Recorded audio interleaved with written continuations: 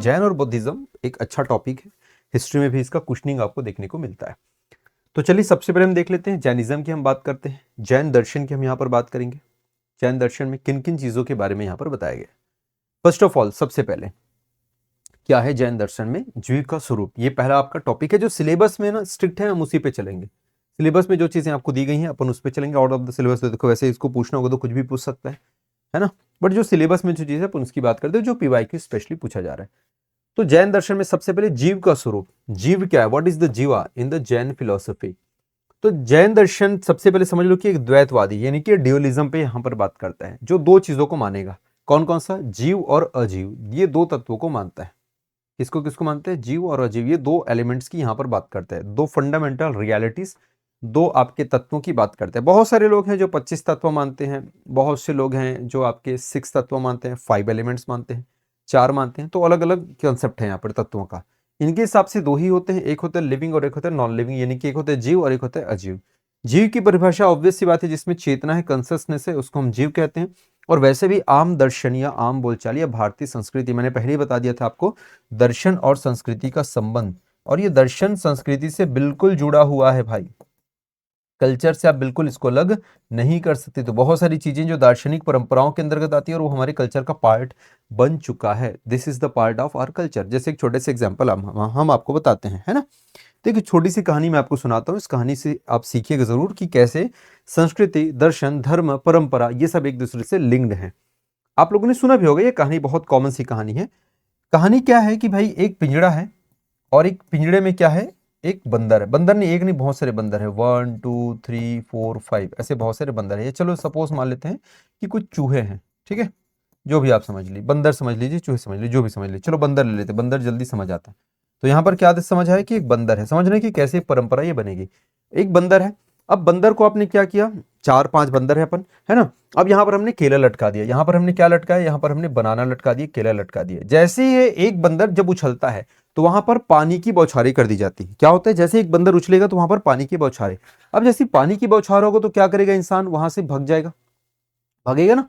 वो इंसान जो है वो नीचे आने की कोशिश, मतलब इंसान से बंदर जो है वो नीचे आएगा, भगेगा। भगेगा मतलब इधर उधर भगेगा। एक बंदर ऐसा किया, दूसरा बंदर किया, फिर से पानी की बौछार आई, वो सबके सब नीचे आने लग गए। क्यों, क्योंकि जैसे अगर मैं केला खाने जाऊं, ये पहला केस है, याद रखना, this is case 1, this is case 1, याद रखना, ये केस 1 है ना। केस स्टडी इसी को कहते हैं। पहला केस है कि बंदर जो है वो नीचे आ गया। अब यार किसी भी बंदर में हिम्मत ना हुई, क्योंकि जैसे मैं केला खाने जाता हूं तो लोग मुझे नीचे करते हैं। अब क्या क्या, यहां से एक बंदर को हटा दिया गया। एक बंदर को हमने क्या कर दिया, यहां से हटा दिया। सर इसके बजाय किसी दूसरे बंदर को ला लिया। दूसरे बंदर, चलिए दूसरा बंदर है, इसको भी मैं क्या लिख लेता हूं, दूसरे कलर से लिख लेता हूं, एक। मैं किसी दूसरे बंदर को लेके आया। अब केस 2 में चलते हैं। केस 2 में देखो, बाकी सब बंदरों को पता था, ये इन बंदरों को पता था कि अगर मैं ऊपर चढ़ूंगा तो यार मुझे जो है ना इन लोग मारते, सॉरी केला वेला आता है, ठीक है, सॉरी पानी आता है, और केले के लिए मैं तो ऊपर जा नहीं सकता। केले के लिए मैं ऊपर जा नहीं सकता क्योंकि पानी आ जाते। बाकी बंदर को पता, इस बंदर को नहीं पता था। जैसे ये बंदर ऊपर केले खाने की कोशिश करता है, मतलब चढ़ने की कोशिश करता है, बाकी बंदर उसके नीचे कर देते हैं। समझना, बहुत इंटरेस्टिंग कहानी है ये। बाकी बंदर उसको नीचे पैर खींच देते, भैया तू ऊपर क्यों जा रहा है, मत जा, पानी गिर जाएगा करके। और मजे की बात है ना कि इस बार कोई बारिश हो भी नहीं रही, इस बार कोई पानी गिरा भी नहीं रहा है, इस बार पानी कोई गिरा भी नहीं रहा है। फिर भी जो है वो बंदर ऊपर उछल के जाने की कोशिश करता है और बाकी बंदर उसको नीचे खींच के ले आते हैं। इसको समझ नहीं आता ऐसा क्यों हो रहा है। फिर क्या करते हैं, फिर किसी एक बंदर को यहां से हटाते हैं, फिर किसी एक बंदर को हटाते हैं, फिर कौन आता है, फिर एक तीसरा बंदर आता है, फिर कोई तीसरा बंदर आता है। ये केस 3 की बात कर रहे हैं। अब इस केस 3 में क्या करेगा, ये बंदर तो चुपचाप देख रहा है, कुछ कर नहीं रहा है, चुपचाप बैठा हुआ है। ये बंदर देख रहा है। जब तीसरा बंदर फिर ऊपर की ओर लपकता है तो ये बाकी लोग फिर उसको नीचे गिरा देते हैं। तो उसको ये समझ आता है, यहाँ पे जो पिंक कलर का जो बंदर आया ना, जो सेकंड टर्म में आया था, इसको ये समझ आता है कि अच्छा, अगर आपको केला खाने के लिए अगर ऊपर जाना है या ऊपर जाने की कोशिश कर रहा है तो उसको नीचे गिराना पड़ेगा। ये एक नियम है, ये सीख जाता है। ऐसे कर करके अब इन तीनों, चारों, पांचों, ये जो मेन बंदर थे ना शुरू में, सब धीरे धीरे बाहर चले जाते हैं। अब इनकी जगह कुछ और नए नए बंदर आ जा रहे हैं, 4 5 6 ऐसे अलग अलग। अब चूंकि इसको भी पता है, अब इसको भी पता चल गया है, अब ये बन गया एक परंपरा। यही क्या बन गया, ये परंपरा। मतलब भाई क्या होगा नहीं होगा हमको कुछ नहीं पता। बिल्ली अगर जा रही है, अगर सामने आपके आ गई, रास्ता काटी, मतलब आपको रुक जाना है। क्यों रुकना है, कोई लॉजिक नहीं, बस रुकना है। क्यों, क्योंकि हमारे बड़े बुजुर्ग कह गए थे। ये चला आ रहा है, ये सदियों से चला आ रहा है, हमने ऐसा ही देखा है, इसलिए हम इसको ऐसा एज इट इज एक्सेप्ट करेंगे। ये चलता है परंपरा, और परंपरा से बनने लगते हैं कुछ संस्कृतियां, जिनमें से कुछ संस्कृति अच्छी होती है और कुछ संस्कृति बुरी होती है। तो ये धर्म का, दर्शन का, संस्कृति का, परंपरा का ऐसा ही आपका एक संबंध है। तो यहां पर अगेन हमने यहां पर जो बात करी कि जीव और जो हम जड़ और जो चेतन पढ़ते हैं, याद रखना, मतलब आम बोलचाल की भाषा में जिसको जड़ और चेतन कहा जाता है, यानी कि कॉन्शसनेस और अनकॉन्शसनेस, मतलब जिसमें चेतन है, जिसके अंदर कुछ करने की शक्ति है, सोचने की शक्ति है, बुद्धि है, विवेक है, ठीक है, वो कहलाएगा आपका चेतन। चेतन में आपके जीव जंतु भी होते हैं। जड़ का मतलब जैसे ये पेन है, ठीक है, ये स्थिर है, इसमें कोई मूवमेंट नहीं है, इसको आप जैसे करवाओगे वैसे करेगा, तो ये कहलाता है आपका जड़ कहलाता है, ठीक है। तो जड़ और चेतन, तो इसके हिसाब से दो चीजें होती है, जीव और अजीव होता है, जिसमें से पेपर में जो आपको पूछा जाता है वो होता है जीव का स्वरूप, जीव का स्वरूप कैसा है। आगे चलते हैं, नेक्स्ट है अगला, यहां पर देखते हैं जैन दर्शन के अनुसार जीव के कितने मुख्य गुण हैं, कितने मेन इनके कैरेक्टरिस्टिक्स हैं या फीचर्स हैं, यहाँ पे आपको देखना है। तो जो जीव होता है, जो भी जीव होता है, उसमें सबसे पहले तो इंपॉर्टेंट है कि उसके अंदर क्या होगा, चेतना होना चाहिए। सबसे पहले क्या होना चाहिए, उसके अंतर्गत चेतना होना चाहिए, कंसियसनेस। अगर कंसियसनेस नहीं है तो फिर वो जीव कहलाएगा ही नहीं, समझ आ रहा है। अगर किसी में चेतना नहीं है तो फिर वो जीव कहलाने के लायक है ही नहीं। सबसे इंपॉर्टेंट चीज यही है। दूसरा, उसके अंदर अभी बताया ना कि जीव के अंदर क्या होना चाहिए, ज्ञान होना चाहिए।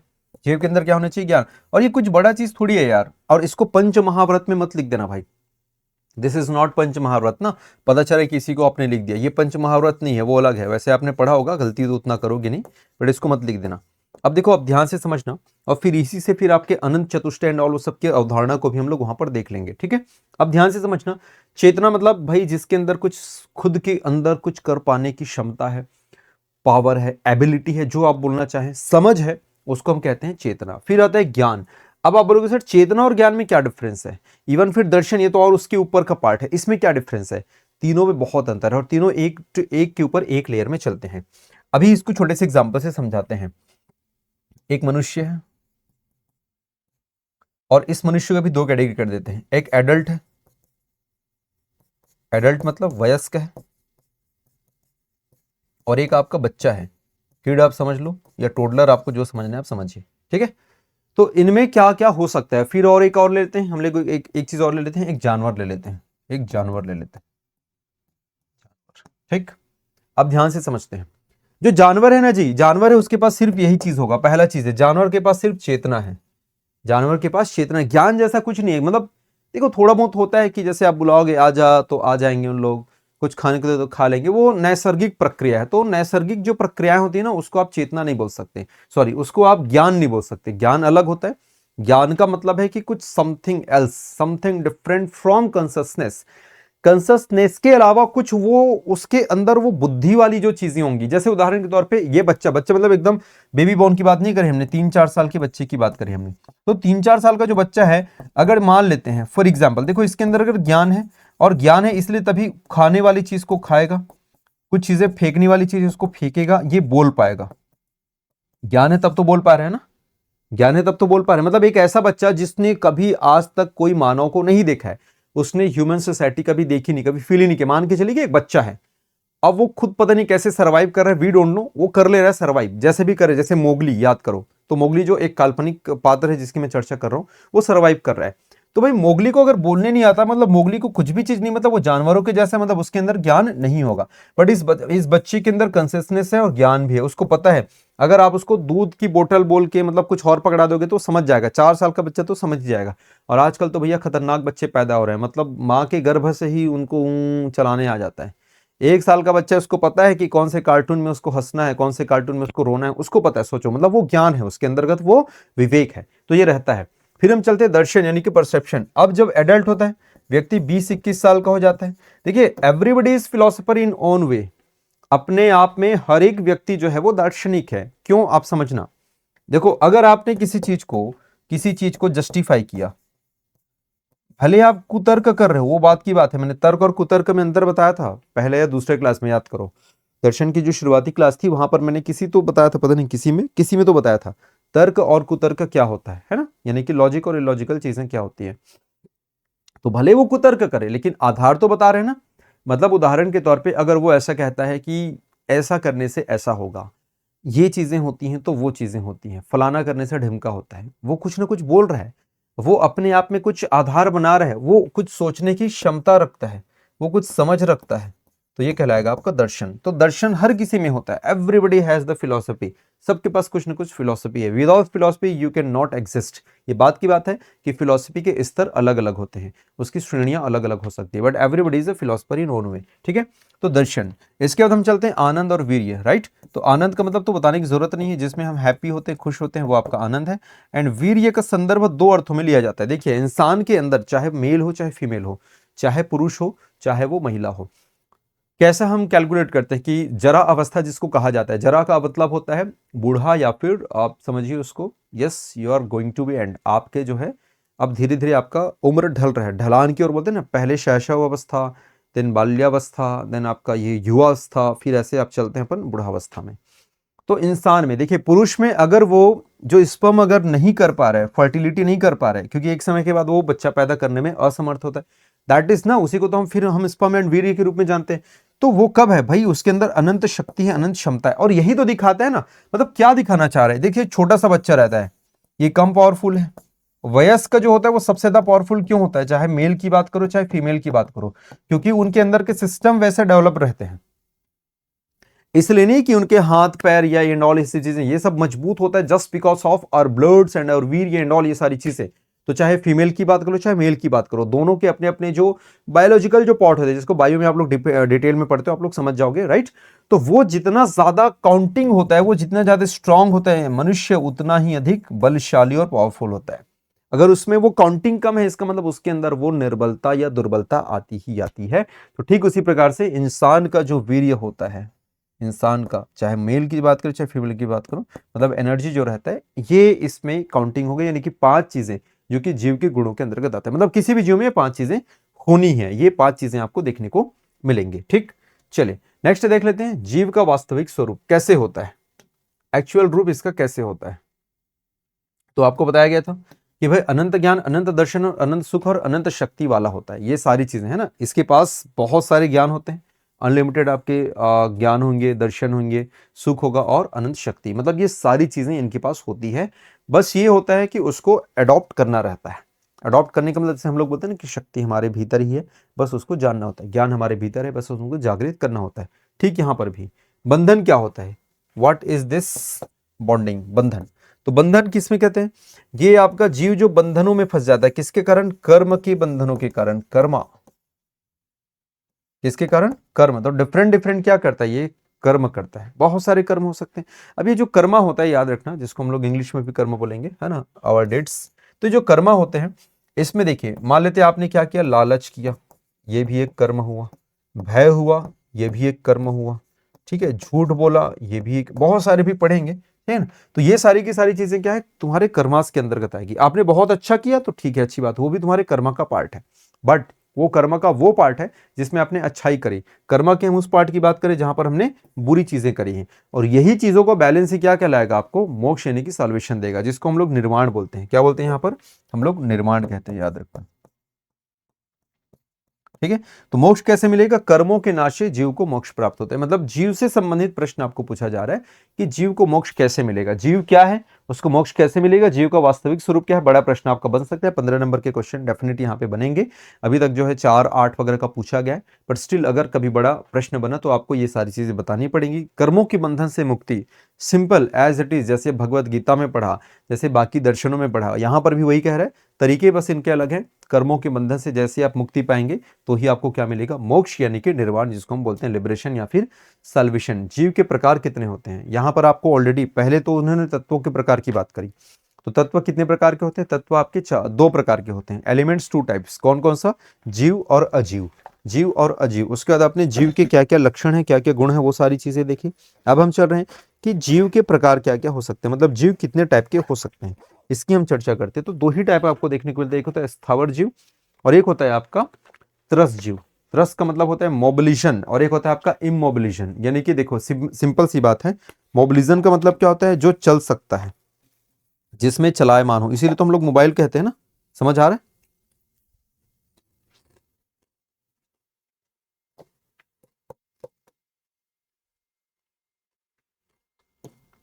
जैसे एनिमल्स, एनिमल्स बोले तो सर पशु, मानव,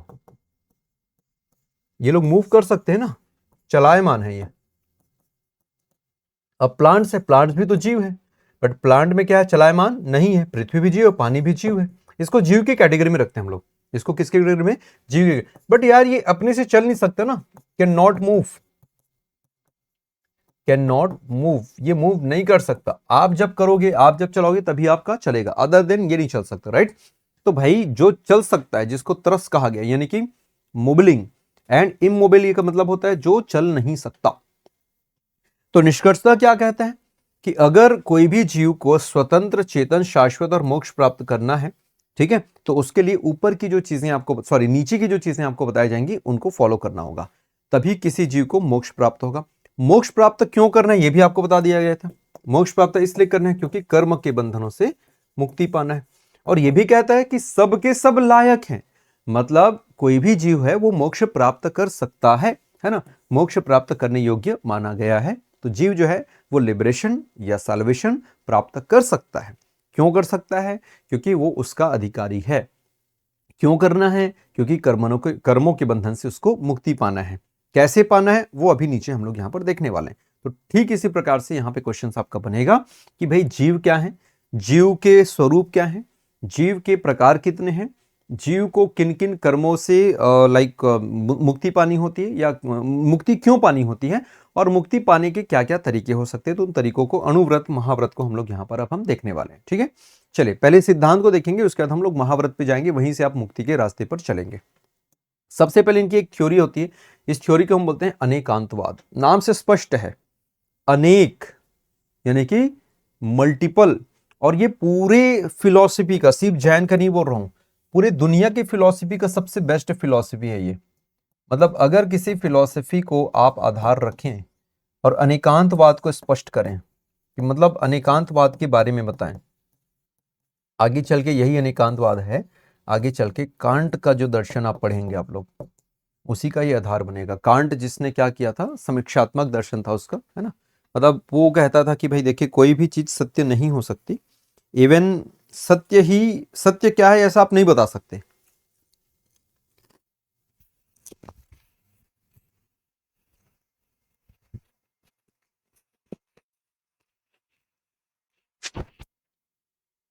कांट ने कहा था कि सत्य की खोज मत करो, सत्य जैसे कुछ नहीं, मतलब आप जान ही नहीं सकते सत्य क्या है, आप जान ही सकते, सब चीज सत्य है, सब चीज असत्य है। ये कांट का समीक्षात्मक दर्शन है, तो इसको हम लोग चलेंगे। तो सेम यहां पर जो अनेकांतवाद है ना, ये भी कहता है, क्या बोलता है, अनेक पक्ष हो सकते हैं भाई, देयर में भी डिफरेंट डिफरेंट एस्पेक्ट्स। और मैं बोल रहा हूं सिर्फ जैन का नहीं, ये पूरे दर्शन का, पूरे दर्शन परंपरा का, ना सिर्फ भारतीय, पूरा जितना भी दर्शन है, दुनिया के कुछ भी दर्शन उठा लो, अनेकांतवाद और स्यादवाद, ये दो ऐसी चीज हैं जो इसके परे नहीं है। जैसे उदाहरण के तौर पे हमने कहा ना कि कोई भी वस्तु या सत्य केवल एक दृष्टिकोण से पूर्ण रूप से नहीं समझा जा सकता, ये नहीं ही तो पूरा इसी का आधार है।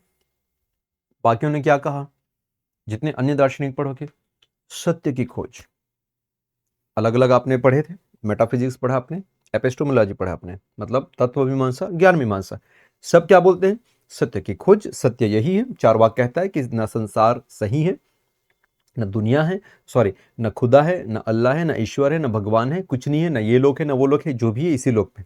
उसने अपना थ्योरी दे दिया। शंकराचार्य कहते हैं कि भाई ये संसार जो है ये मिथ्या है, जो भी सत्य है वो ब्रह्म है, ब्रह्म सत्य, उन्होंने सत्य वर्ड यूज किया, ब्रह्म सत्य जगत मिथ्या। ये लोग ऐसा नहीं बोलते भाई, ऐसा नहीं है, कोई भी वस्तु या कोई भी सत्य केवल एक दृष्टिकोण से सही हो ही नहीं सकता, नॉट पॉसिबल। जैसे मैंने अगर यहां पर कुछ लिखा है, अब तुम ही लोग बताओ भाई, मैं एक दिन और एग्जाम्पल इसी का दिया था, बताओ यहां पर मैंने जो लिखा है ये क्या लिखा है, ये क्या 5 लिखा है मैंने, या मैंने एस लिखा है, या फिर मैंने कुछ निशान बनाया है, मतलब ये चिन्ह है, बताओ तुम ही लोग बताओ व्हाट इज दिस। कमेंट करो, देखते हैं कितने लोग का क्या आंसर आएगा। Be fast. मैंने जो लिखा है वो क्या है, 5 है, एस है, या कोई चिन्ह है या निशान है, क्या है, व्हाट इज दिस, क्या है ये। बी फास्ट, आंसर करिए।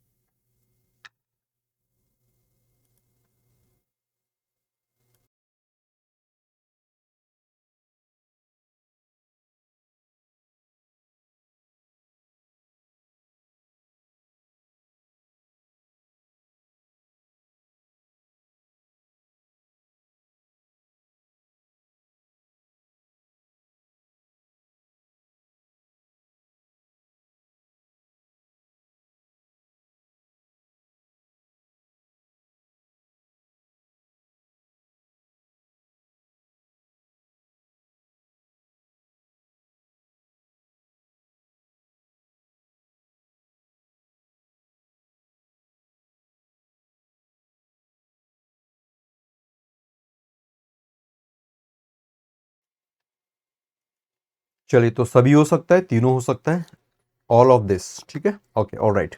बट इसको मैं रॉन्ग प्रूफ कर सकता हूं, कैसे, समझो।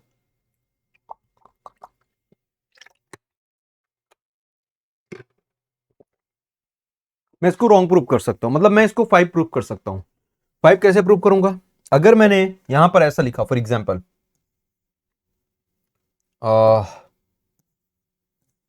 तो बहुत ज्यादा संभावना है, बहुत ज्यादा संभावना है कि क्या हो सके सर, ये 5 हो जाएगा।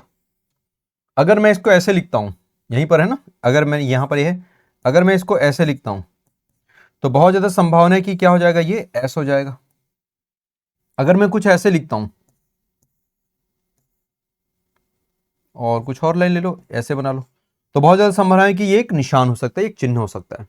मेरी बात समझ आ रहा है? तो ये डिपेंड करता है कि मैं किस परिस्थिति में इसको देख रहा हूं और लिख रहा हूं, किस परिस्थिति में, किस सिचुएशन में, किस पर डिपेंड करेगा, on the basis of my situation, on the basis of my situation, परिस्थितियों पर निर्भर करेगा कि वो एक्चुअली है क्या।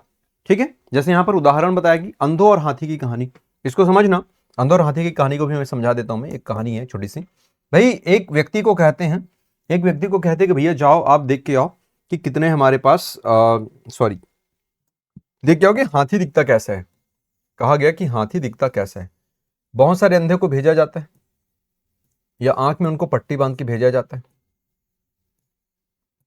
और ये एक हाथी जो रहता है ना, हाथी राजा कहाँ चले, सूंड हिलाकर कहाँ चले। दिख रहा है ना जी हाथी जैसा, कि कुछ और दिख रहा है? गुल्लर जैसा तो नहीं दिख रहा है ना, है? चलो, ये समझ लो यार, कंसिडर कर लो कि एक हाथी है, और ये पूंछ बना लो ऐसा। ठीक, चलो, हाथी जैसा दिखा।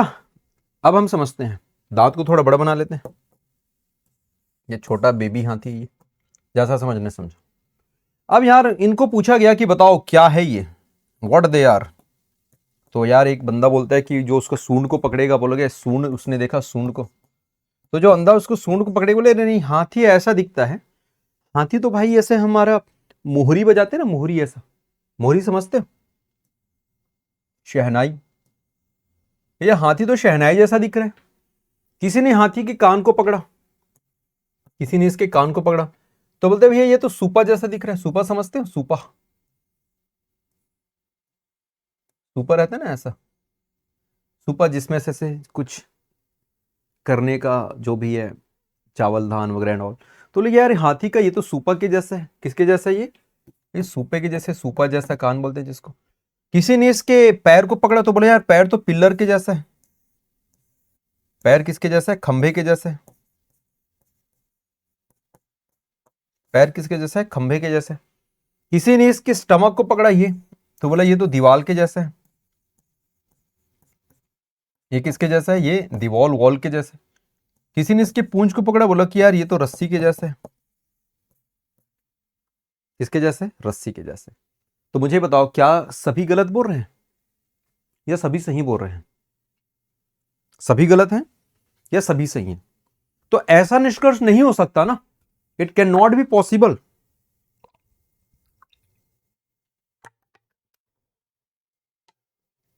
और इसलिए भी नहीं हो सकता, और इसलिए भी नहीं हो सकता क्योंकि ये किसी ने नग्न आंखों से नहीं देखा है। किसी ने नग्न आंखों से नहीं देखा है। तो भैया जब हमने ईश्वर नहीं देखा है, जब हमने ईश्वर को नहीं देखा है, then how can we decide, हम ये कैसे मान लें कि ईश्वर ऐसे दिखते हैं? इनका यही कहना है। शर्मा ने बोला कहा कि भाई ये पूरी फिलॉसफी का सार ही यही है। मैं कैसे मानूं भाई, मतलब बिलीव ही सिस्टम हो सकता है, उसके अलावा और कुछ नहीं हो सकता, केवल विश्वास। विश्वास पे दुनिया टिकी है। कहते हैं कि दर्शन की शुरुआत कहां से होती है। एक छोटी सी और स्टोरी है। 3 लोग थे, 3 लोग छत से गिरे। छत से गिरे या गिरा दिए गए। पहले वाले ने बोला राम, दूसरे वाले ने बोला माओ, और तीसरे वाले ने बोला रोटी। समझना, दर्शन की शुरुआत यहीं से हो रही है। क्या बोला कि 3 आदमी थे, छत से उनको फेंक दिया जाता है। पहले वाले ने बोला राम, दूसरे ने बोला माओ, तीसरे ने बोला रोटी। मतलब समझ आ रहा है? राम का मतलब वो राम को मानते थे, माओ का मतलब वो माओ को मानते थे, माओवादी, या जिसको हम बोल देते हैं इन शॉर्ट लेफ्टिस्ट। तीसरे ने बोला रोटी। इसका मतलब भाई उसको इस बात से रत्ती भर फर्क नहीं पड़ता कि दुनिया में राम को मानने वाले हैं, खुदा को मानने वाले हैं, सिखिज्म को मानने वाले हैं, क्रिश्चियनिटी को मानने वाले हैं, पारसी को मानने वाले हैं, अनटिल एंड अनलेस उसका पेट भरा ना हो। पेट जब तक भरा ना हो आपको इस विचार, दार्शनिक विचार तो बिल्कुल नहीं आएंगे। इसीलिए दार्शनिक जो लोग रहते हैं वो अमीर लोग रहते हैं ज्यादातर। नास्तिक लोग भी अमीर लोग रहते हैं, याद रखना। और जो धर्म से जो जुड़े हुए लोग हैं, मतलब जो बहुत ही ज्यादा, जिसको लाइक कहते हैं ना, जो ब्लाइंड फॉलोइंग जो करते हैं, वो ज्यादातर गरीब लोग रहते हैं। क्योंकि ये विचार तब आएंगे ना जब आपका पेट भरा हो, आपके पास समय हो सोचने का। भाई एक चीज बताओ, अभी आप दुनिया जहान की चीजें सोच सकते हो, कर सकते हो, आप ट्रिप प्लान कर सकते हो। क्यों? क्योंकि आपकी फाइनेंशियल स्टेटस सही है, आपकी वित्तीय स्थिति अच्छी नहीं है। कोई आपसे बोले चलना भाई एमएम फन सिटी घूम के आते हैं, तो यार गर्मी बढ़ गई है भाई, थोड़ा चिल मार के आते हैं, जाओगे क्या? नहीं जाओगे। आपका प्राथमिकता होगा कि आपको अपने लिए पैसे कमाना है, आपको अपनी जिंदगी संवारनी है, यही आपकी प्राथमिकता है।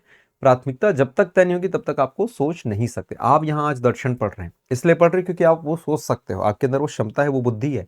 अदरवाइज क्या होगा? फिर आप भी किसी वनडे एग्जाम की तैयारी कर रहे थे, आप भी कुछ और ऐसा किसी बैंक वैंक में जाके 15-20 हजार का जॉब कर रहे होते, यही कर रहे होते ना, प्राइवेट नौकरी कर रहे होते। बट आपके अंदर वो क्षमता है, आपके अंदर वो जिज्ञासा, आपको लगता है ऐसा कि आप कर सकते हैं, बिल्कुल कर सकते, तभी आपने यहाँ पर आप मौजूद हैं। तो ठीक उसी प्रकार से यहाँ पर इनको जब भेजा गया तो कहा गया कि भैया जाओ पता करके आओ कैसे कैसे हैं। तो इन्होंने अलग अलग अपनी आख्यान दिए, अलग अलग इन्होंने अपनी व्याख्या करी, और सभी के सभी जो है आंशिक रूप से सही हैं। और यहीं से फिर एक नए विचार का उद्भव होता है, जिसको हम लोग स्यादवाद के रूप में हम लोग जानेंगे, जिसको हम लोग आगे पढ़ेंगे। ठीक है, चलिए। तो कुछ निष्कर्ष निकलता है। निष्कर्ष क्या निकलता है, या मुख्य विचार क्या आता है, मेन थॉट जो आता है, सबसे पहले कि सत्य बहुआयामी यानी कि मल्टी डायमेंशनल है। क्या है ये? मल्टी डायमेंशनल है, बहुत सारे इसके आयाम हो सकते हैं, एक तरीका नहीं होता। दूसरा, हर दृष्टिकोण आंशिक सत्य है यानी कि पार्शियली राइट है। हर जो आपका नजरिया है, देखने का जो तरीका है, दृष्टिकोण है, वो कैसा है? पार्शियली राइट है, आंशिक सत्य है। सहिष्णुता और बौद्धिक अहिंसा का सिद्धांत। सहिष्णुता का मतलब होता है सॉवर्निटी, और बौद्धिक अहिंसा यानी कि हम इसको बोल सकते हैं नॉन वायलेंस मेंटली, मानसिक या बौद्धिक अहिंसा का सिद्धांत। मतलब अननेसेसरी कि हमको यहां पर, जैसे ये इसको इन शॉर्ट समझना, ये बहुत ही आसान सी भाषा में समझाता हूं। ये पॉइंट सबसे ज्यादा मिसिंग कर रहे हैं आजकल हम लोग, बहुत ज्यादा, पिछले 4-5 सालों में तो बहुत ज्यादा हो गया, हद टाइप का हो गया ये पॉइंट। सहिष्णुता और बौद्धिक अहिंसा समझना, ये कैसे इसको फॉलो नहीं कर रहे हैं भाई। मैंने उदाहरण के तौर पे समझना, जैसे एक लड़की, अभी उसने एक रील वो किया था, है ना, मतलब बनाया था, अभी मैं आपको शेयर भी कर दूंगा। अब उसने कुछ नहीं किया, आसाराम, आप सभी को पता होगा इसके बारे में, is a convicted rapist. Convicted का मतलब समझ आता है? एक होता है आरोप लगाना और एक होता है आरोप सिद्ध होना। आरोप सिद्ध हो गया, उसके बाद इनको सजा भी हो गई, और उसके बाद इसको कहा जाता है कन्विक्टेड। कन्विक्टेड मतलब अब आप सजा याफ्ता जिसको कहते हैं हम लोग, आपको वो उस चीज का प्रूफ हो चुका है, you have raped minor girl and all. जो एप्स्टीन ने किया था उन्होंने भी यही सेम चीज किया। अब इस पर एक लड़की एक बनाती है, कुछ बोलती है कि भाई ऐसा ऐसा है। एक्चुअली बनाया इसलिए इन्होंने क्योंकि लोग इसका स्वागत वागत कर दे रहे थे, एकदम फूल माला पहना दे रहे थे, अयोध्या वगैरह एंड ऑल वहां पे चले जा रहे थे, राइट। तो फिर एक लड़की इसका रील बनाती है और बोलती है, मतलब बहुत आसान सी भाषा में बोलती है कि भाई ये सब क्यों हुआ है, वी आर टॉलरेटिंग दिस, हम क्यों कर रहे हैं। फिर हम बोलते हैं कि रैपिस्ट को सजा क्यों नहीं मिलती, ये नहीं मिलती, भाई हम ही तो बढ़ावा दे रहे हैं, हम ही तो ये चीज कर रहे हैं। उसने क्वेश्चन करा, तो एक बंदे का क्या कमेंट आया था, तेरे साथ भी ऐसा होगा, और उसके नीचे कमेंट था जय श्री राम। अब आप सोचो, मान लेते उसने सिर्फ इतना भी लिखा होता, तो खैर लिखना नहीं चाहिए था, बट सिर्फ इतना भी लिखा होता कि तेरे साथ भी ऐसा होगा, वो उसके उस बौद्धिक क्षमता को दर्शाता है कि कितना नीच और कितने घटिया मानसिकता का है, कि वो खुद चाहता है कि इस लड़की ने जिसने एक रील बनाया उसके साथ भी ऐसा हो। खैर वो उसकी जो है पालन पोषण और उसका जो बौद्धिक क्षमता वो दिखाता है। लेकिन लेकिन लेकिन भैया, आप जय श्री राम लिख के क्या साबित करना चाहते हैं? आप ये बताना चाहते हैं कि आप जिनको मानते हैं, आप श्री राम को मानते हैं, तो वो इस चीज को अलाउ करते हैं? मतलब आप समझना कि सबसे ज्यादा तो मटिया में इन लोगों ने कर रखा है। एक और वीडियो वायरल हुआ था जिसमें एक बड़ा सा आदमी एक छोटे बच्चे को मारता है, बोलता है बोल जय श्री राम, बोल बोल जय श्री। भाई तो एक चीज बता, अगर वो मानता नहीं मानता बात की बात है, अगर थोड़ा बहुत भी मानता होगा ना तो उसके मन में पूरी नफरत भर जाएगी। और यही जो बच्चा जब बड़ा होगा, याद रखना, यही जो बच्चा जो बड़ा होगा, जिसको मार पड़ा कि उसने जय श्री राम नहीं बोला, उसको मारा आपने, यही बच्चा जब बड़ा होगा ना तो उस एक के बदले ना देखना 10-12 अन्य लोगों से वो बदला लेगा, और उससे बदला नहीं लेगा जिसने उसको मारा, क्योंकि उसको तो पता नहीं किसने मारा है। उसके मन में यह भावना भर जाएगा कि जो जय श्री राम बोलते हैं या बोलवाते हैं, जिन लोग मानते हैं राम को, उन लोग बेकार लोग हैं। ये चीज, तो इसी को हमने कहा कि सहिष्णुता और बौद्धिक अहिंसा। ये मतलब बात बात में, जैसे इसने जो किया वो गाली है, एक प्रकार का हिंसा है कि तेरे साथ ऐसा होगा, थ्रेट करना एंड ऑल करना, मैं तुझे देख लूंगा। तो रिलीजियसली जो लोग कर रहे हैं ये बहुत ज्यादा हो रहा है आजकल, आप लोगों ने भी नोटिस किया होगा। तो इसको क्या करना, अडॉप्ट करना। तो ये चीजें हम बहुत ज्यादा मिस आउट कर रहे हैं। अनेकांतवाद अगर जिसने फॉलो कर लिया, मतलब आप समझो ना, अब अनेकांतवाद समझ आ रहा है। मतलब अगर किसी ने कहा कि इस दुनिया को भगवान ने बनाया है, तो आप बोलना नहीं भाई, क्यों भगवान ने बनाया, मतलब हमारे अकॉर्डिंग भगवान ने बनाया है। बट किसी ने बोल रहा है कि अल्लाह ने बनाया, तो ठीक है अल्लाह ने बनाया होगा। कोई बोल रहा है जीसस ने बनाया, तो ठीक है जीसस ने बनाया होगा यार, मेरे को क्या मतलब, ठीक है ना, अच्छी बात है, ओके। बट अगर आप इस बात पे अड़े रहो, नहीं नहीं नहीं नहीं नहीं, भगवान ने ही बनाया है, फलाने भगवान ने ही बनाया, या कोई एकदम इस बात पर नहीं नहीं नहीं नहीं नहीं, कोई भगवान नहीं, कोई जीसस नहीं, अल्लाह ने ही बनाया है, ये जो अगर कोई करे तो फिर उस चीज का क्या होता है, विरोध होता है, जिसको हमने क्या कहा था, अनेकांतवाद। तो अनेकांतवाद समझ आ गया आई गेस। तो ये सबसे इंपॉर्टेंट पॉइंट होता है जिसका सहिष्णुता और बौद्धिक अहिंसा का सिद्धांत यहां पर ये देता है। ठीक है, चलिए, तो अगेन यहां पर देखो, ये सहिष्णुता यानी कि सॉवरेनिटी, इसके अलावा अगर मैं बात करता हूं टॉलरेंस, जिसको आप कह सकते हैं, लोकतंत्र और विचार स्वतंत्रता को बढ़ावा देता है। आई गेस यहां तक आप सभी को क्लियर हो गया होगा। ठीक है, चलिए फिर हम बढ़ते हैं, नेक्स्ट है, अगला है जिसको हम लोग जानते हैं स्यादवाद के रूप में। अगला है जिसको हम बोलते हैं स्यादवाद, राइट। अब स्यादवाद क्या है इसको समझते हैं। ये कुछ नहीं है, अनेकांतवाद का ही एक व्यवहारिक रूप है, इसका प्रैक्टिकल रूप है। मतलब अनेकांतवाद जो आपने पढ़ा ना, उसी का इम्प्लीकेशन है, उसी को इंप्लीमेंट यहां पर किया गया है। कैसे इंप्लीमेंट किए? स्याद का मतलब होता है शायद, ठीक है, किसी दृष्टि से, इन सर्टेन सेंसेस या सर्टेन व्यू, शायद किसी दृष्टि से। कैसे सर? ये टोटल आपके सप्तभंगी नए होते हैं। क्या होते हैं? सप्तभंगी नए, है ना। 7 फोल्ड आपका प्रेडिक्शंस होता है। आपके क्या क्या होते हैं, चलिए ध्यान से समझना क्या क्या आपके प्रेडिक्शंस हो सकते हैं। सबसे पहले होता है स्यादस्ति, किसी दृष्टि से है, मतलब है, कोई चीज जो है वो है। स्यादनास्ति, किसी दृष्टि से नहीं है, नहीं है। तीसरा आता है स्यादस्ति नास्ति, मतलब है और नहीं है। फिर आता है स्याद वक्तव्य, अर्थात कहा नहीं जा सकता, कुछ कहा नहीं जा सकता। स्यादस्ति अवक्तव्य, है लेकिन कहा नहीं जा सकता। स्यादानास्ति अवक्तव्य, नहीं है लेकिन कहा नहीं जा सकता। और स्यादास्ति नास्ति अव्यक्त, है, नहीं है लेकिन कहा नहीं जा सकता। सिंपल है बड़ा। इसका मतलब क्या बताया? है लेकिन कहा नहीं जा सकता, कहा नहीं जा सकता। नहीं है, नहीं है लेकिन कहा नहीं जा सकता, नहीं है लेकिन कहा नहीं जा सकता, नहीं बोल सकते। है, नहीं है और कहा नहीं जा सकता। देखो बड़ा सिंपल है, 3 पहले याद रख लो, है, नहीं है और नहीं है। समझ आ गया? है, नहीं है और नहीं है। फिर है, कहा नहीं जा सकता, नहीं है, कहा नहीं जा सकता, है और नहीं है लेकिन कहा नहीं जा सकता, और एक है सिर्फ कहा नहीं जा सकता। अब इस सिद्धांत को सबसे ज्यादा यूज करते हैं इंडियन लड़कियां, गर्ल्स, है ना। अब भाई किसी ने, मान लो इसको बेचारों को, किसी ने मस्त से गुलाब का फूल दिया बढ़िया सा, और उसको बोला मैं तुमसे प्रेम करता हूं। अब जो एकदम सीधी सादी रहेगी वो क्या बोलेगी? हाँ yes I love you too, मैं करती हूं, है। जो थोड़ी सी लाइक उस स्वभाव की रहेगी, अरे नहीं नहीं नहीं नहीं, मेरे पास तो इतने प्रपोजल आते, no no no no, sorry sorry sorry no, तो क्या बोलेगी? नहीं है करके। अब यहां से कॉम्प्लिकेटेड शुरू होता है। अब बोलेगी वो है और नहीं है, क्या करूं, मुझे कुछ समझ नहीं आ रहा है। तो बेचारा फिर अलग ही जोन में चला जाता है, अलग जोन, फ्रेंड जोन हो जाता है फिर वो, है कि नहीं? ठीक। फिर यहां पर है कहा नहीं जा सकता, नहीं नहीं नहीं कुछ नहीं बोल सकती यार, सॉरी सॉरी, अभी सोचना पड़ेगा, विल टेक सम टाइम, ठीक है ना। तो ये कहा नहीं जा सकता, तो जो कहा नहीं जा सकता वो क्या है आपका? स्यादस्ति अवक्तव्य। उसके बाद और खतरनाक सिचुएशन, है तो लेकिन कहा नहीं जा सकता, नॉट श्योर, पता नहीं, थोड़ा थोड़ा है लेकिन कहा नहीं जा सकता। ठीक। फिर है नहीं है, बहुत ज्यादा संभावना है कि नहीं है बट स्टिल कहा नहीं जा सकता। मतलब जैसे तुम बोलोगे कि तुम आओगे कि नहीं आओगे, बोले मैं नहीं आऊंगी। लेकिन कुछ बोल नहीं सकती। बताओ बताओ, यूज करते हो कि नहीं करते? हाँ या ना में बताना।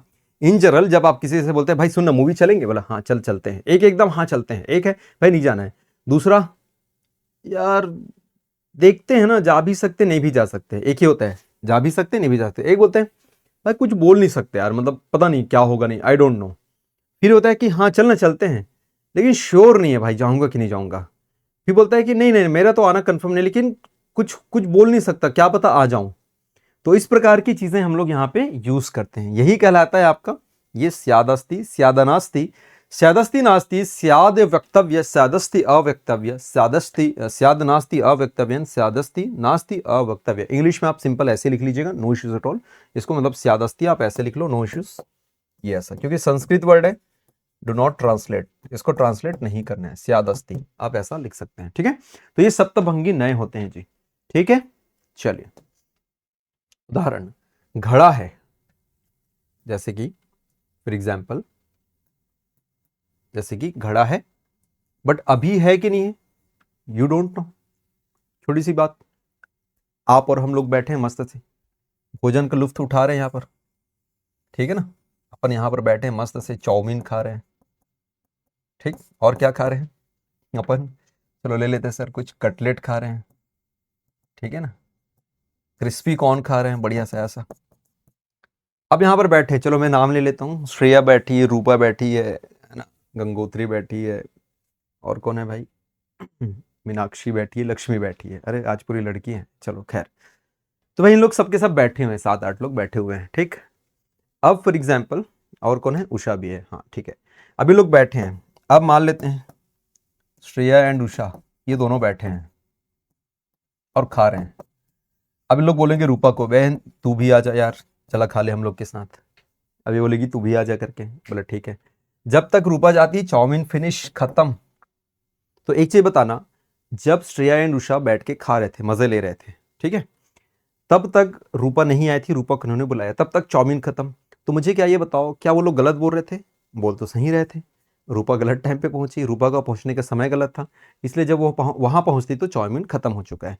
रूपा के अनुसार से चाउमीन एग्जिस्ट नहीं करता, जबकि श्रेया और उषा के हिसाब से चाउमीन एग्जिस्ट करता है, क्योंकि इन्होंने देखा, इन्होंने खाया है। बात समझ आ गई? ठीक उसी प्रकार से बोलना चाह रहे कि घड़ा है, वर्तमान में है, लेकिन भविष्य में क्या हो जाएगा, भविष्य में टूट सकता है, मे भी टूट जाएगा। क्यों? क्योंकि नहीं है, अब वो घड़ा एग्जिस्ट नहीं किया भाई। घड़ा टूटने के बाद घड़ा नहीं रहा, एक बार टूट गया, अब आप उसको घड़ा नहीं बोल सकते, सिंपल सी बात है।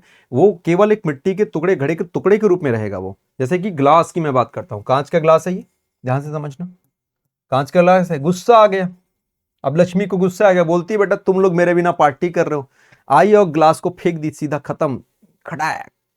अब यहां पर जो ग्लास था, ये ग्लास टूट के क्या बन गया, पूरा कांच के टुकड़े बन गए। तो ग्लास था पहले, अब ये ग्लास नहीं है, दैट्स इट, सिंपल। ठीक उसी प्रकार से अगेन सिद्धांत की बात करते हैं तो ये रीजनिंग की बात करते हैं, तर्कशास्त्र सहिष्णुता और सापेक्ष सत्य को समझाता है। रिलेटिव ट्रुथ क्या है इसको बताने की कोशिश करता है। सेम जैसे अनेकांतवाद था वैसे इनका क्या है, स्यादवाद है ना। मतलब ये कहता है कि सत्य को सापेक्ष मानता है, निरपेक्ष नहीं। स्यादवाद क्या करता है, सत्य को सापेक्ष यानी कि रिलेटिव भाई, ये एब्सोल्यूट रिलेटिव नहीं हो सकता। अन्य दर्शनों ने क्या कहा कि ये एब्सोल्यूट है, सत्य निरपेक्ष है, सत्य शाश्वत है। एब्सोल्यूट का मतलब फिर कोई जिसका कंपैरिजन नहीं है, बट कहा नहीं, जैन ने कहा ऐसा नहीं है, कंपैरिजन है, आपको रिलेटिव यानी कि सापेक्षता के अनुसार से करना होगा। पंच महाव्रत, ये भाई ये तो प्रीलिम्स में पढ़ते हो, उसमें मेरे ख्याल से बताने की ज्यादा जरूरत नहीं है, ठीक है। ये जैन धर्म का सिद्धांत है जो विशेष रूप से मुनियों के लिए था, बट ठीक है later on it is used for all the peoples. जैसे फॉर एग्जांपल सबसे पहले बोल रहे हैं अहिंसा, नॉन वायलेंस, मैंने बताया था कि मन वचन कर्म, इसको अपन ऑलरेडी उसमें पढ़े हैं, किसमें, पतंजलि की योग शास्त्र में, ठीक है ना। तो योग शास्त्र में पढ़ा हुआ है, ऑलमोस्ट वैसी चीजें पढ़नी है आपको, ठीक है। बस लिख बस देना है कि जैन धर्म का सबसे इंपॉर्टेंट है, क्योंकि अहिंसा को बहुत ज्यादा इन लोग मानते हैं, इतने ज्यादा मानते हैं कि जिसको आज हम मास्क कहते हैं, याद करना, जिसको आज आप लोग मास्क कहते हो, ये ऐसे पहनते हो ना। और स्पेशली लोगों को 2019 के बाद पता चला कि मास्क नाम का कोई चीज होता है जिसको ऐसे मुंह में लटका के घुमा जाता है ना। और एक और होता है सैनिटाइजर, राइट। तो कुछ लोगों को 2019 के बाद पता चला, 2019 के पहले तो पता भी नहीं था। इवन मैं जब गया था 2014-15 में कहीं घूमने के लिए, तो फॉरेनर लोग ना ऐसे मास्क लगा लगा घूमते, मैं बोला भाई इतना क्या इन लोग को बदबू आता है भाई इंडिया में, मेरे को लगता था कि बदबू मत आए करके लगाते होंगे करके, लिटरली मेरे को नहीं पता था भाई, सच बताओ। 2014 की बात है, आज से लगभग 12 साल पहले की बात है, ठीक है ना। तो जब मैं घूमने गया था, देखा सबके सब साले लोग मास्क लगा के बैठे हैं। मेरे को लगा हो सकता है यार इंडियंस लोग बहुत बदबू मारते होंगे, ना वहाँ के नहीं आते, मूली के पराठे वराठे खाते होंगे, है ना, एंड ऑल, इसलिए उन लोगों को थोड़ा लगता होगा करके, स्मेल इन लोग सहन नहीं कर पाते, इसलिए शायद लगाते होंगे करके। बाद में पता चला नहीं भाई, उसके लिए नहीं थे हम, मतलब इन लोग को वायरस ना हो जाए करके, है ना, इन लोग को कीटाणु इनके अंदर ना घुस जाए करके, ये सारी चीजें इन लोग यूज करते थे। तो सिमिलरली ये इतने अहिंसावादी थे कि नहीं चाहते थे कि इनके मुंह में भी, इतने जो वातावरण में मौजूद जो कीटाणु वगैरह इनके मुंह में आए, ये बिल्कुल नहीं चाहते थे। तो इसलिए इन लोग क्या करते थे, मास्क वगैरह का लगाने का शुरू से इन लोग लगाते हैं, राइट। ये इनका अहिंसा का सिद्धांत है, मन वचन और कर्म से अहिंसक होना। फिर हम चलते हैं सत्य की बात करते हैं, ट्रुथ की बात करते हैं, सत्य बोलना और असत्य से बचना। सत्य बोलना और असत्य से, मतलब भाई आपको कभी भी झूठ तो बिल्कुल नहीं बोलना है, नेवर लाई। नेवर मतलब नेवर एवर, याद रखना, झूठ बिल्कुल नहीं बोलना है। तो इसको हम लोग क्या बोलते हैं, सत्य बोलना, असत्य से बचना। किसी भी परिस्थिति में आपको झूठ नहीं बोलना है, ठीक ना। फिर चलते हैं अस्तेय, मतलब देखो इसके बहुत सारे अर्थ होते हैं। जो वस्तु जितना दी जाए उससे उसे ना लेना, जो वस्तु दी ना जाए, सॉरी, जो वस्तु दी ना जाए उसे ना लेना। मतलब मैंने आपको ये पेन दिया, आपने ये पेन रखा, अब आप बोलोगे अरे सर आपका टी शर्ट भी पसंद आ रहा है, सर टी शर्ट भी दे दो, मैं बोला मैं नहीं दूंगा।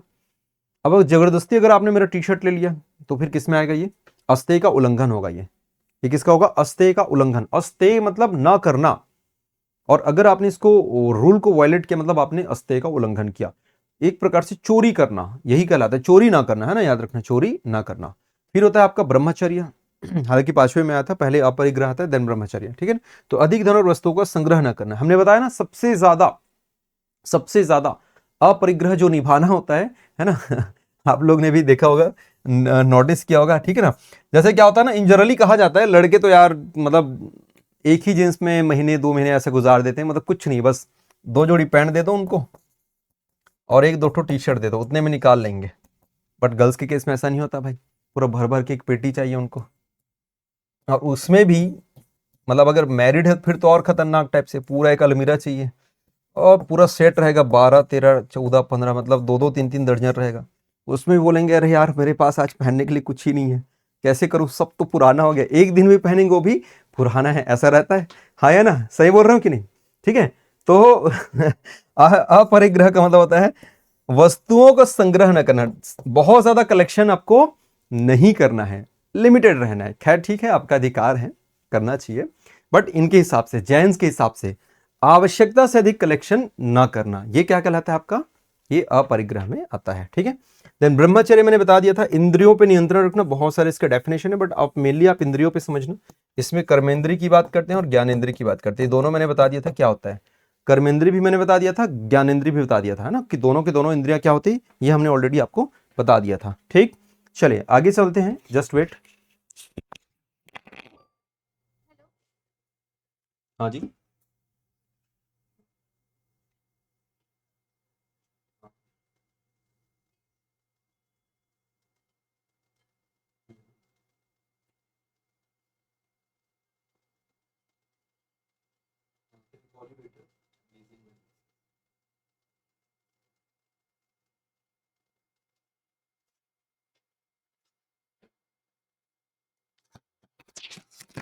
चलिए। तो आवश्यकता से अधिक वस्तुओं का संग्रह न करना, ये अपरिग्रह। एंड इंद्रियों पे नियंत्रण, कर्म इंद्रिय एंड ज्ञान इंद्रिय, कई बार इसको बता चुका हूं मैं। कर्म इंद्रिय जो कार्य करती है, क्या क्या है भाई, हाथ कर्म इंद्रिय में आएगा, पैर कर्म इंद्रिय में आता है, ये वाला पोर्शन कर्म इंद्रिय में आता है, यूरिन हम जो करते हैं कर्म इंद्रिय में आता है, एंड जो मल त्यागते हैं ये कर्म इंद्रिय में आता है, ये सारी चीजें कर्म इंद्रिय में आएंगी, राइट। देन आपका ज्ञानेंद्रिय, तो ज्ञानेंद्रिय में क्या आएगा आपका, जो सेंसेस होते हैं, कान ज्ञानेंद्रिय में आएगा, नोज ज्ञानेंद्रिय में आएगा, आईज ज्ञानेंद्रिय में आएगा, ये जीभ वाला पोर्शन वो ज्ञानेंद्रिय में आता है, एंड स्किन्स ये जो है वो ज्ञानेंद्रिय में आता है ना। तो ये सारी चीजें आपको पता, पहले ऑलरेडी पढ़ा चुके हैं इसके अपन, है ना, बता चुके हैं, ठीक। चले नेक्स्ट देख लेते हैं, बौद्ध फिलोसफी, बौद्ध के काम करते कल कर लेते हैं ना, अभी आई गेस फिर बहुत लंबा चला जाएगा ये, ठीक है। अभी आप लोग को सारा बड़ा पे फिर एक जो प्री वाले बच्चे उनकी क्लासेस भी होंगी, प्रीलिम्स वालों का, ठीक है। तो बौद्धिज्म वाला जो पार्ट है उसको हम लोग कल कर लेंगे। This is all about the Jainism, right. चलिए, तो पीडीएफ वगैरह जो पूरा डल चुका है, आप लोगों ने देखा है क्या, देखो बच्चे कुछ पूछ रहे थे सर पीडीएफ कहाँ पर है। जैसे आप जाओगे ना एप्लीकेशन में, देखो आपका एप्लीकेशन जो रहेगा तो फिलोसफी बाय तरुण सर या पेपर 6 जो भी होगा व्हाटएवर, तो उसी में वीडियोस के पूरे सीक्वेंस है 1 2 3 4, और कहीं पे ना ऊपर में लिखा होगा पीडीएफ या कंटेंट ऐसा करके कुछ तो लिखा होगा, या क्लास नोट जो भी लिखा होगा, बट उसी में आपको मिल जाएगा। आप लोग प्लीज देख लेना, नहीं मिलेगा तो मुझे बता देना, मैं बता दूंगा। पीडीएफ पूरे आपके डल चुके हैं, ठीक है।